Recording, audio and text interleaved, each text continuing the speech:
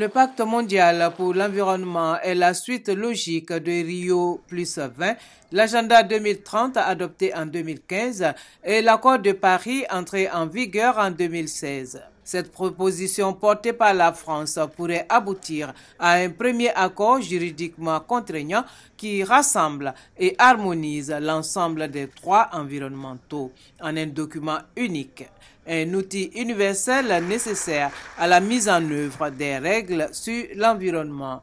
Il s'agit pour le président français de combler un retard, parce que cette initiative aurait dû être prise depuis bien longtemps afin de construire le droit dont l'écosystème mondial a besoin.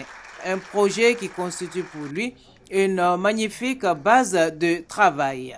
Le président de l'Assemblée générale de l'ONU, Miroslav Lajčák, le secrétaire général des Nations unies, Antonio Guterres, les représentants de chaque continent et les organisations internationales invitées au lancement de ce pacte mondial pour l'environnement ont tous salué cette belle initiative du président français Emmanuel Macron avant de dire leur adhésion totale à ce projet pour sauver la planète.